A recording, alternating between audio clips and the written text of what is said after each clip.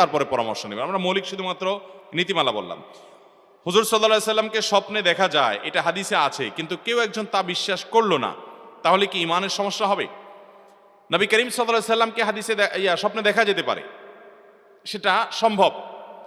এখন নবী আলাইহিস সালামকে কেউ বলেছে আমি স্বপ্নে দেখেছি, আরেকজন বলে যে গল্প দেওয়ার জায়গা পাইস না, সে অস্বীকার করছে, না তুমি নবী সাল্লাল্লাহু আলাইহি সাল্লামকে দেখোস নাই।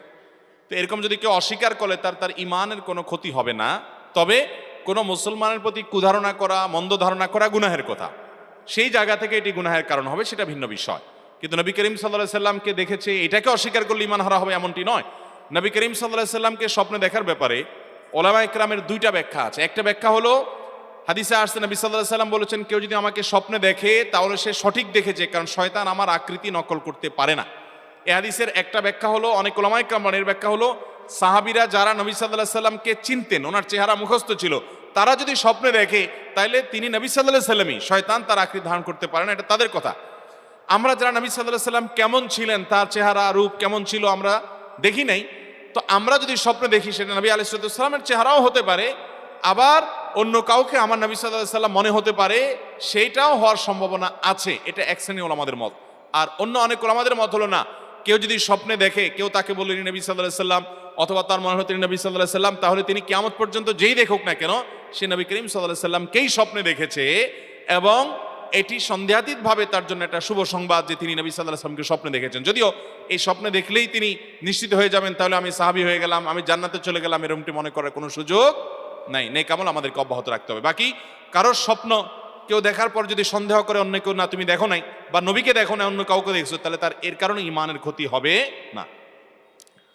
অনেকেই দেখি পীরের দরবারে টাকা, চাল, গরু, ছাগল ইত্যাদি নিয়ে যায় আর বলে এটাই বড় ইবাদত, এটাই নাকি কবরে যাবে। এসব দিতে অস্বীকার করলে আরো বলে ঈমান নাই, কাফের। দয়া করে মাজার পূজা সম্পর্কে আলোচনা করেন। আলোচনা করার খুব বেশি সুযোগ নেই ভাই। মাজারে যত বেশি টাকা পয়সা দিবেন তত বেশি গাঁজাখোরদের গাঁজা কিনতে সুবিধা হবে। কারণ মাজারে সাধারণত মাজারের আশেপাশে দেখবেন বেশিরভাগ গাঞ্জুটি থাকে।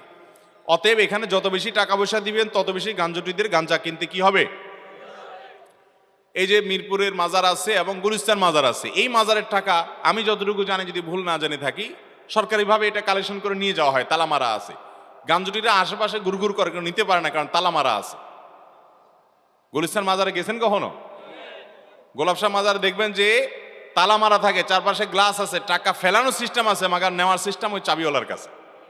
যার কারণে আশেপাশে ওই পাগলামি ছাগলামি করা যারা আছে, এই বেচারারা চায়া চায়া দেখে ওখান থেকে টাকাটা নিতে পারে না।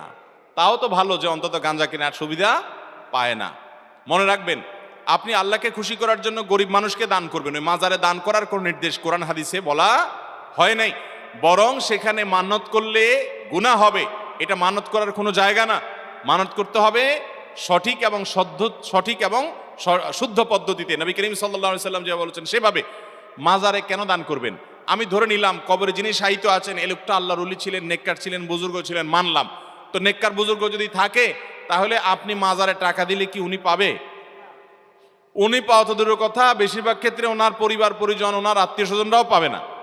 পাবে কারা? ওই মাজারের যারা গামজুটি আছে তারা। তাহলে সেক্ষেত্রে কোনো মুসলমান জেনে শুনে এই সমস্ত জায়গায় টাকা পয়সা দিতে পারে।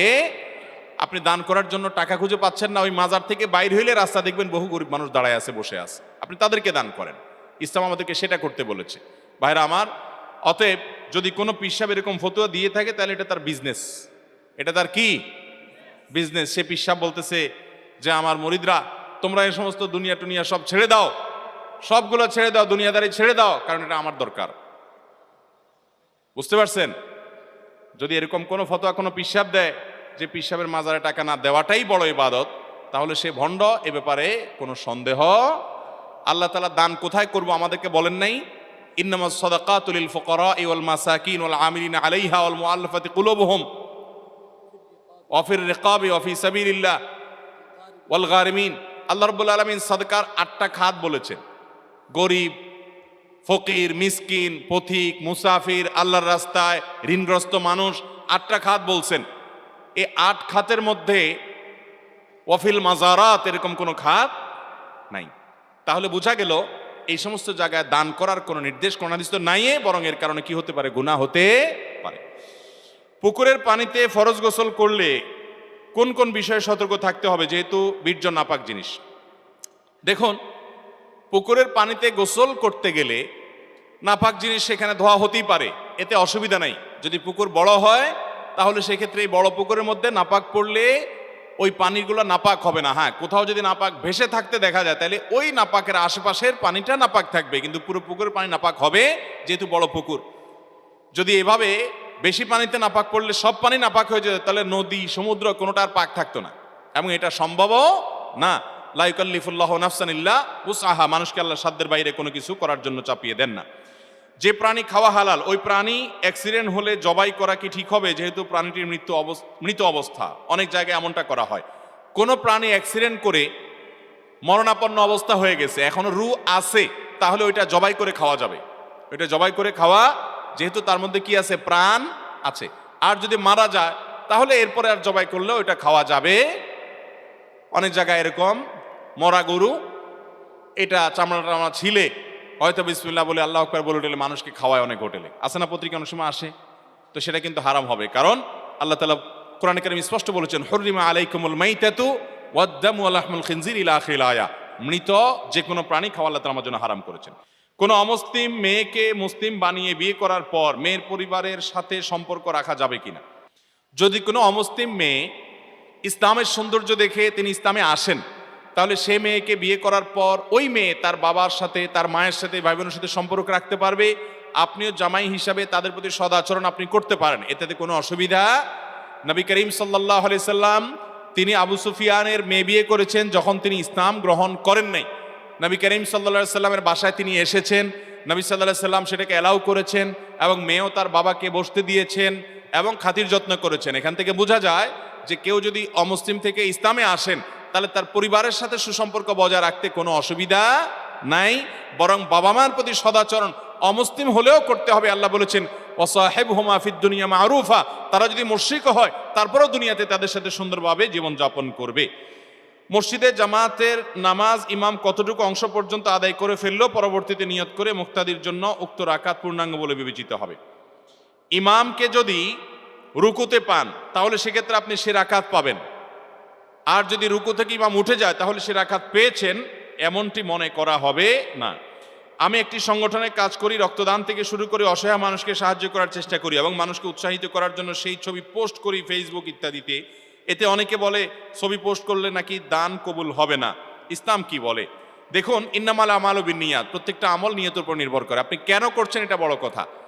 আজকাল তো এমন কোনো নেকামল পাওয়া কঠিন হয় যে নেকামল ফেসবুকে আপলোড করা হয় না, ঠিক কিনা বলেন?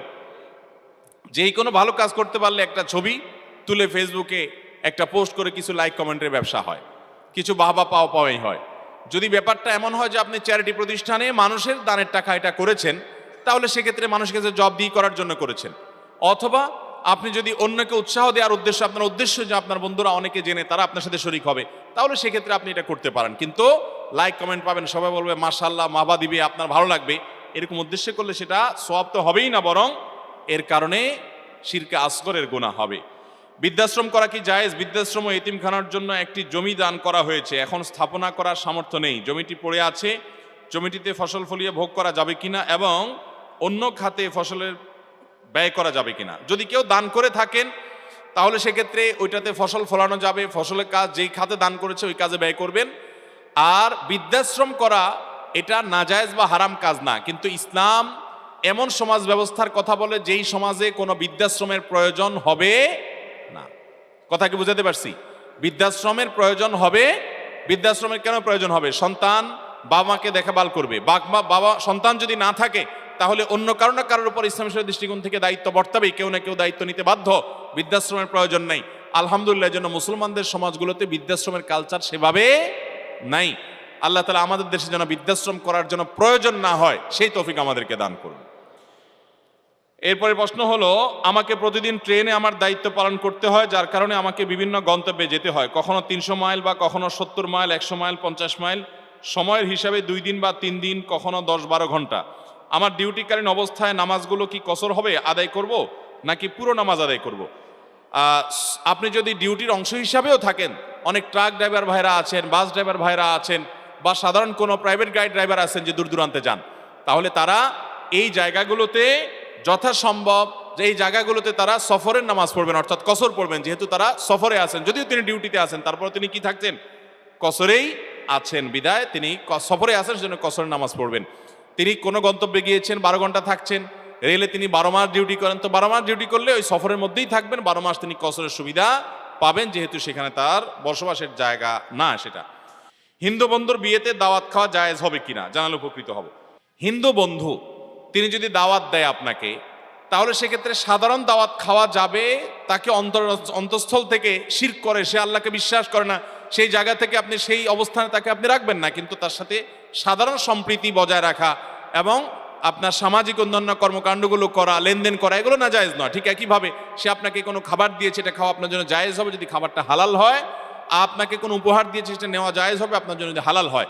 সাধারণত হিন্দুদের বিয়েতে, বিয়ের অনুষ্ঠানে যে আনুষ্ঠানিকতা আছে সেটার মধ্যে শিরকের উপাদান থাকে। শিরকের উপাদান থাকার কারণে শিরকের মজলিসে যাওয়া সুস্পষ্টভাবে হাদিসে নিষেধ। এমনিতে কোনো ভোজন অনুষ্ঠান, এমনি কোনো আনুষ্ঠানিকতা বা পারিবারিক অনুষ্ঠানে যদি আপনি যেতে চান, সেখানে আপনি যেতে পারেন। ওই যে আপনার মধ্যে ইমানের যে ওয়ালা এবং বারার যে দাবি আছে, সেটার কোনো ঘাটতি হতে পারবে। নবী করিম সাল্লাল্লাহু আলাইহি সাল্লামকে একজন ইহুদি মহিলা দাওয়াত করেছেন, তিনি সেই দাওয়াত গ্রহণ করেছেন, আবার অনেক মুসলিমকে খাইয়েছেন। আল্লাহ রাব্বুল আলামিন সবগুলো কথা অনুযায়ী আমাদেরকে আমল করার